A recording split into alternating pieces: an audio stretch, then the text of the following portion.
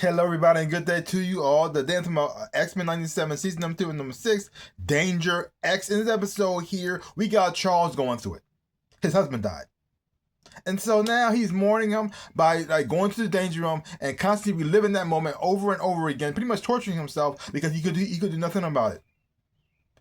He's not trying to learn from it. He's not trying to find another way because it already happened. Magneto's dead. He can't bring him back. He can't fix it. He can't change anything. He's just reliving this moment over and over again as punishment to himself because he was weak. He couldn't do nothing. He couldn't do nothing at all. Here's the thing. Here's the thing about Charles. The one thing about Charles I don't like as a character. They say all the time in the comics, he's the most powerful telepath, the most powerful telepath, the most powerful telepath, and blah, blah, blah, blah, blah. And Charles can do a lot of things. If he really puts his mind to it, he can really throw down. But he barely does it. He always keeps saying, well, I can't do that. That's unethical to my powers. But at the same time, he uses his mind powers all the time to control his kids. He brainwashed Scott. Scott made him forget he had a brother. He manipulated Jean Grey with her powers when she was younger. He does dirty stuff all the time. And then we got the whole Danger situation. Danger becomes AI and becomes sentient, learning from Charles and constantly, because he thinks as though he feels as though he got weak, and so he pretty much using this to constantly as a learning exercise or something, a therapeutic exercise for him. But she pretty much interpreting all the battle scenarios that she went through.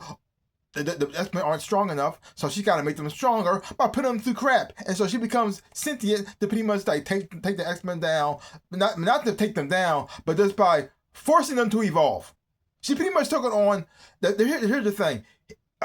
You got Charles Xavier grieving over his Magneto by using Apocalypse as the tool to help him learn from this, and so in a way, Danger has taken on Apocalypse philosophy of survival of the fittest. Like, okay, in her mind, she's saying, "Oh, you're weak. Oh, I understand. So I had to make you strong."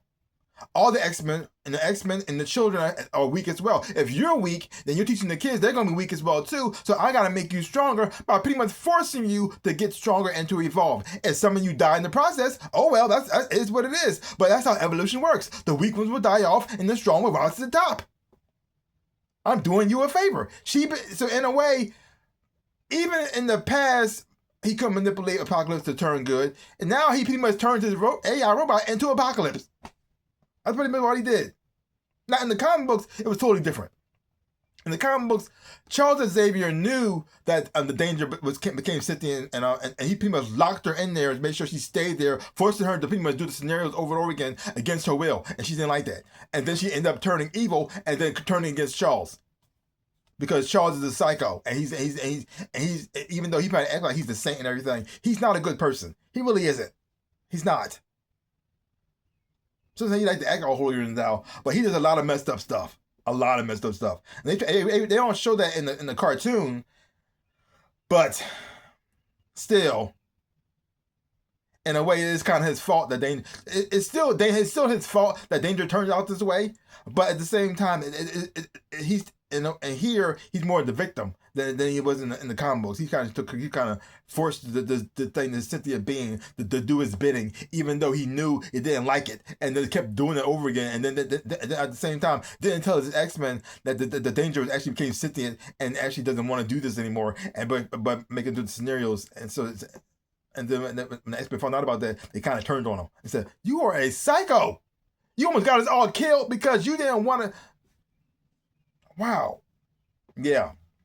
That was on the start of Xavier's downfall. Now, at first, I thought they might be going to the whole onslaught route.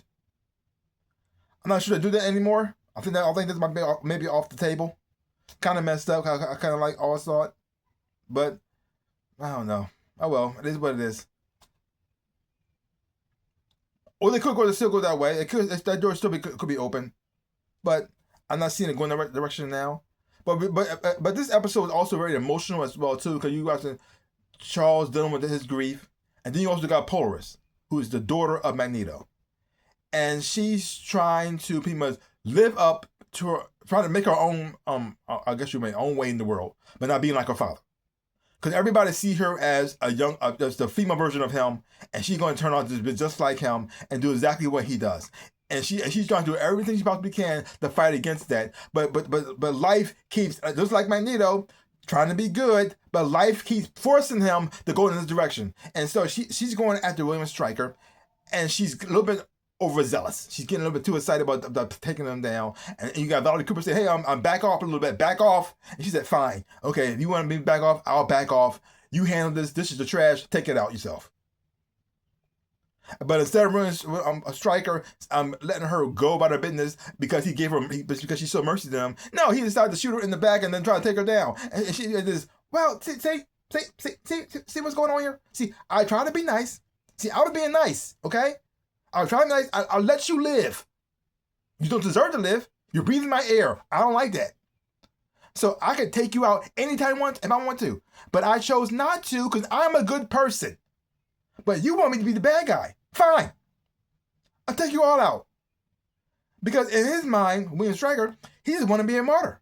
Because if he dies for his religious cause, it proves that mutants are of the devil. So even though he lost, he still wins. And that's all he wanted. But because of her actions and the way she was going about the situations, she had to lead the team.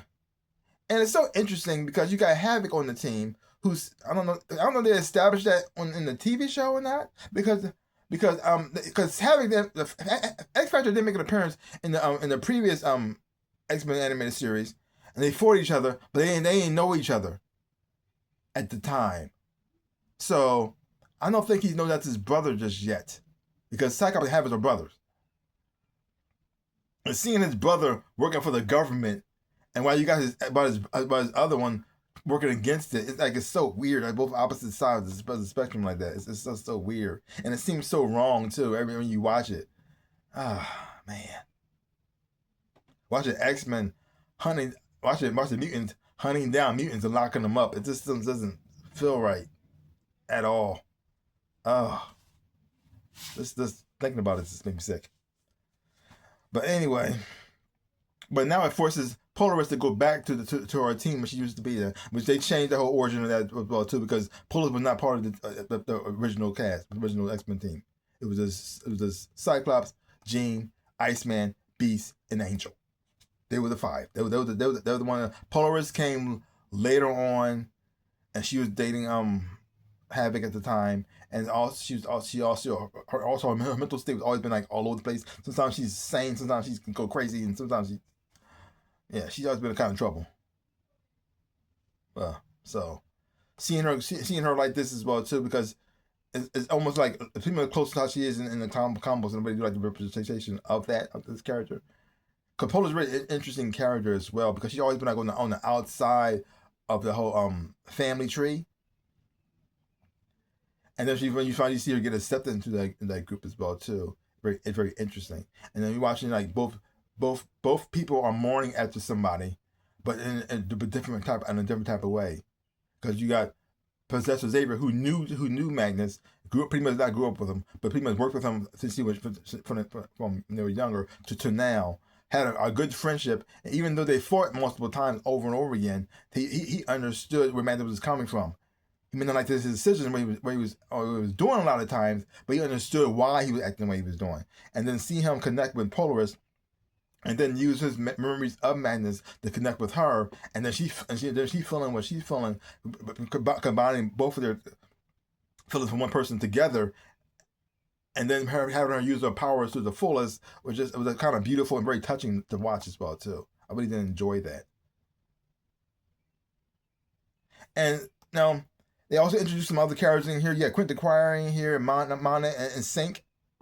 I like Sync as a character, and his journey as well too. They could have utilized him in here because his powers are awesome. Because his powers allows him to. He's pretty much like Rogue, only without the draining of their power situation. Like all you gotta do is be around you, and he can sink into every mutant and use their powers to the fullest. And then he had a unique way to knowing how to use your powers better than you know how to use your powers as well. They could have used him, but oh well, it is what it is.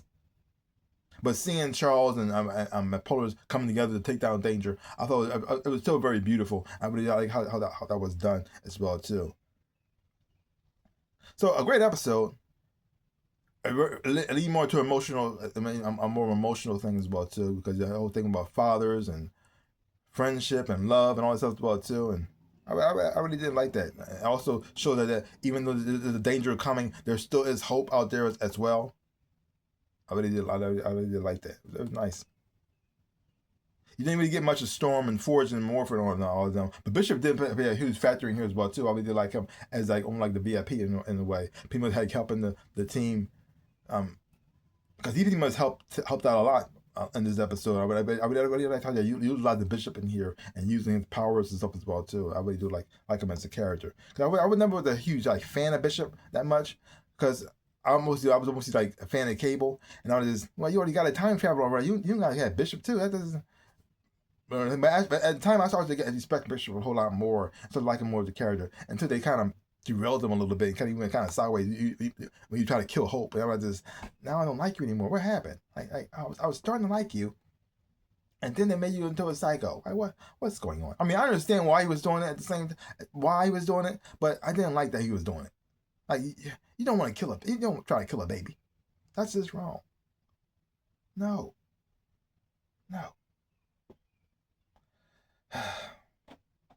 I wonder if they're going to bring that into this world as well too. I don't know, because they're bringing a lot of characters in here who weren't really part of the '90s really, and they mix them all in there in different timelines and speeding things up in certain ways as well. So, and they change certain things slightly, but at the same time, it makes it its own little world, its own universe, and I just see where this version is going to go. Also, like the fact that what they're doing with Apocalypse as well too, and they brought back Gambit, which is amazing. But the thing is though, I thought wasn't really a shocker there. I knew that's going to happen from the start. So ever since they showed the car, I said, oh, they're going to do the whole bringing back Gambit as the Apocalypse, as the Horseman of the Apocalypse. Yeah, I understood that part as well too. But here's the thing.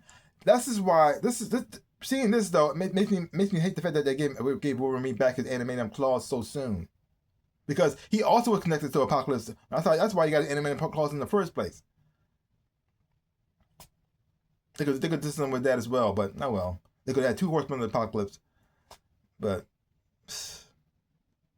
oh well. We'll see what that goes, because it was like I said, I said previously, it was a whole journey of Wolverine getting his claws back, and they kind of jumped past all of that just to get to. I said, it is what it is.